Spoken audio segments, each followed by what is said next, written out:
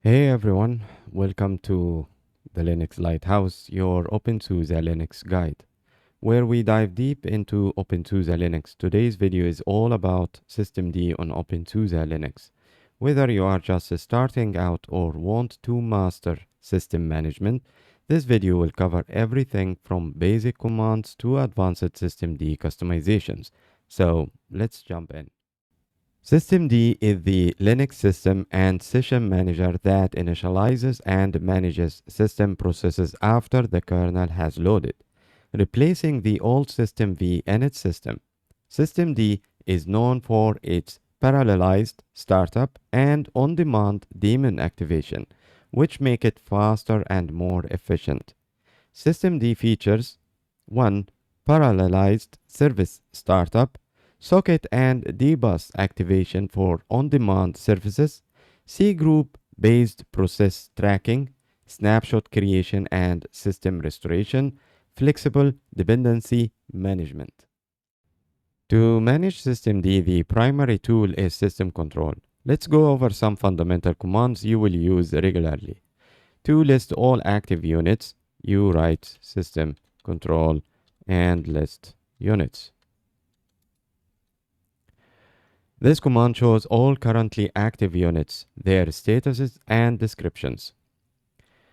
To start and stop a service, you use system control, and for this example, I will use the SSH, the secure remote login, system control, and to start it, SSH D. Okay, now it is started. To stop it, same command, and here stop. Okay. To check the status of a service, you write the name of the service and you put here status, and now we will see it is stopped. Okay, this command gives detailed information about a service current state, including errors or failures.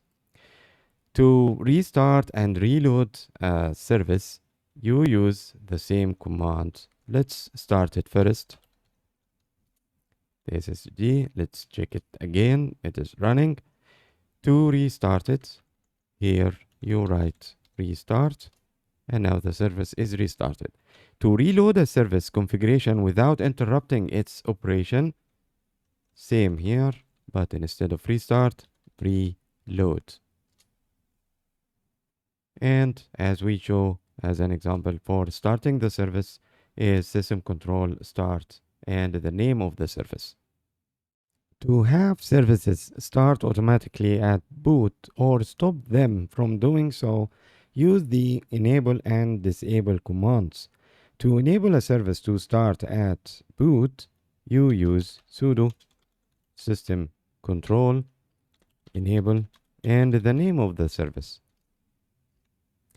To disable a service so it doesn't start at boot, the name of the service, and you put here disable. So now it won't start at boot. To check a service is enabled, you come here and is enabled, it is disabled. So to enable it back, you come here and write enabled. And we can check again, it is enabled. In systemd, targets replace the older run level concept with more flexible startup sequences. Common targets include graphical.target, multi-user system with network and graphical interface equivalent to run level 5. Multi-user.target, multi-user system with network equivalent to run level 3. Rescue.target, single user mode suitable for system recovery. To view the default target, you can write system control get default. Set a new default target, same command, but instead of get, set default. Don't forget sudo, and you put here the target name, graphical.target, target or multi-user target or rescue target. Then when you reboot your system, it will start the default target that you just set. Okay. To switch to a different target immediately, you can use isolate and the target name. Again, like multi-user or rescue, it will take your system down to that run level you chose. Okay. Systemd units are defined by unit files located in /usr/lib/systemd/system for default units and /etc/systemd/system for custom configurations. To create custom unit files, copy a default unit file to /etc/systemd/system. For this example, sudo cp usr lib systemd system sshd.service to etc system d and system and hit enter. Edit the file as needed, then reload system D. To do that, system control and daemon reload. To start or enable the customize service, as we showed before, sudo system control and start sshd if it is not started already. Okay. Now listing and debugging services. To list all loaded unit files, run system control, list unit files, and to say the type is equal service and hit enter. You can see here all the services and their status. To check failed services only, you run system control and failed. To analyze the startup time for each service, you run systemd analyze blame. This will list services based on their startup time. For detailed startup analysis with a graphical report, you can run the same command, but this time with plot and redirect to output. Here I will choose startup.png. This command generates a PNG file showing a visual breakdown of startup times. So let's go and check the file. Let's open it. And from here, let's zoom in a little bit. And you can check in a diagram your startup services according to time. Okay. Now there is something I have to mention because it's in the official manual of openSUSE, the reference guide, and the SUSE Linux administration guide. They talked about something called systemd snapshot. And in brief, they said that systemd lets you create system snapshots to save the current state, allowing for easy restoration. Snapshots are only available for the current session and it doesn't survive reboot. So also they mentioned how to create this snapshot by using sudo system control snapshot and the name of the snapshot. And they said that the extension must end with snapshot, but it doesn't work. The snapshot functionality with system control is not there. And for me, it's a little bit weird and fun in the same time because it's an official manual and I tried to see if there is anything missing, maybe a package to be installed or anything online.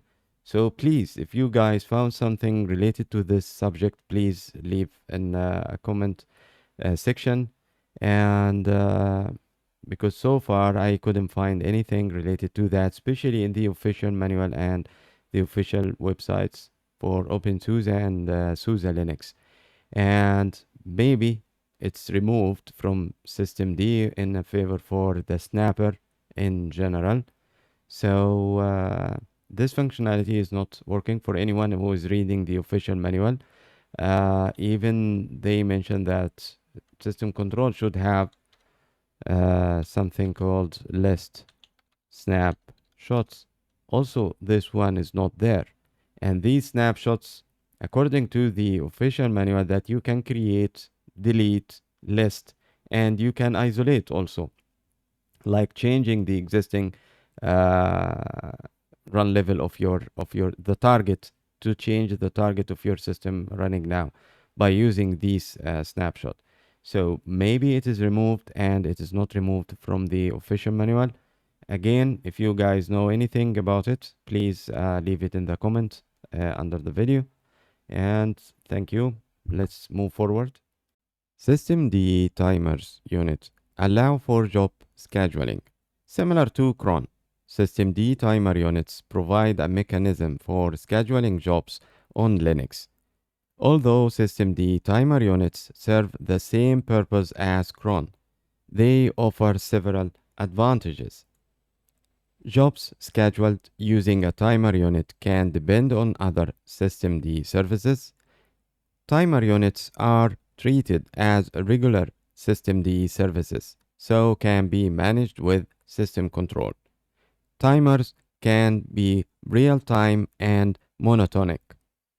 Timer or time units are logged to the systemd journal, which makes it easier to monitor and troubleshoot them. To create a timer unit file, write sudo and use your text editor. Go to /etc/systemd system and choose a name, and it must end with service, and open the file, and we start writing unit or description equal my schedule task, and service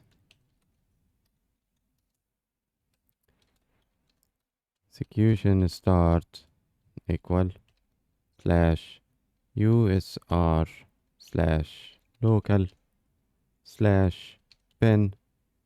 And here is an example. So let's say you have a script and it's called my task.sh. Save the file and exit. Now to create a timer file for the service, vi sudo first sudo vi /etc systemd system and my task.timer. Okay, and to write here again unit and description equal run my task every hour, and the name the timer, okay, on calendar equal hourly,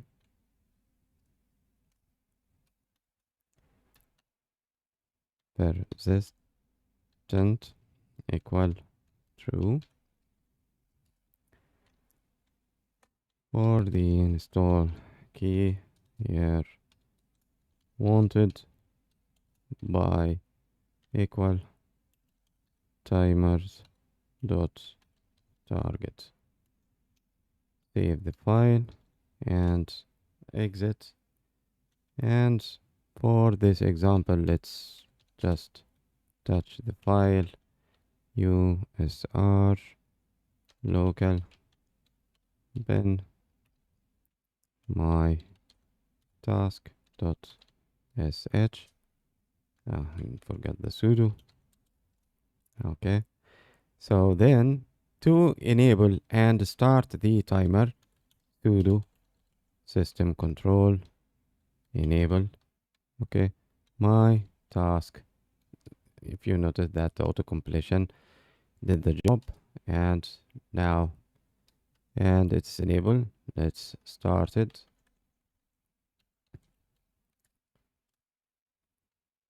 And here, fail to start my task unit. Task timer has a bad unit file setting. See the log status. My task dot timer. Let's check it together.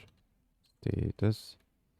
And here unknown by on can we have mistype here. It is E. Okay. Let's go and check that again here. Calendar. Okay. And let's enable it again and let's start it. Now it is started. Let's check the status of the timer. Now it is started, and you can run system control list timers and it should be listed. Let's check, where is it? My task timer. Yes, it is here. And this is how you can create time systemd timer units. Same like it will do the same job like cron jobs. Okay. Systemd supports cleaning temporary directories regularly. Temp Files D, which is responsible for managing temporary files, reads its configuration from /etc/tempfiles.d /run/tempfiles.d and /usr/lib/tempfiles.d. Configuration placed in /etc/tempfiles.d overrides related configuration from the other two directories. The directory /usr/lib/tempfiles.d is where packages store their configuration. The configuration format is one line per path, containing action and path, and optionally mode, ownership, age, and argument fields, depending on the action. Let's configure automatic cleanup. Create a file in /etc/tempfiles.d. Sudo vi etc temp files. I will name it temp-clean.conf.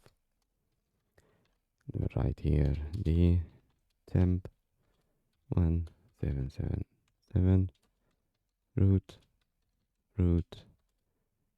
10 days and save the file. This configuration will delete files older than 10 days in /temp. Let's check the service. System control status systemd-temp files clean dot timer, and now we have a configuration to clean older files than 10 days in /temp. For more information about temp files .d and the configuration that you may use according to the case in hand, I advise to go through temp files .d and go through the manual. You will find all the explanation for the parameter that can be used in that file. So strongly advise to go through this manual, because the cases is a lot and it's different from one case to another.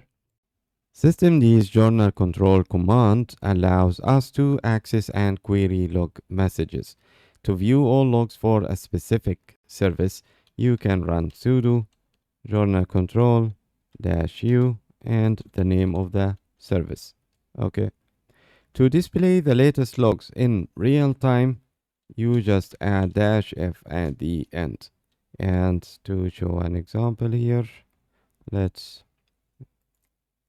split the screen and we will do SSH to our machine, local host, and yes. And now we can see that this is how to see logs in real time. Okay, so let's close this and we quit from here by Control C. To limit the number of lines shown, we can do here like that and add the argument lines equal, let's say 50. Okay, or we can say just 10, or we can just say 5, or we can just say 1. Okay. Thank you for watching this comprehensive guide on systemd for openSUSE Linux. We have covered everything from basic commands and targets to timer units and log management. If you found this helpful, please like, subscribe, and let me know what other openSUSE topics you would like to explore that. Thanks again for watching.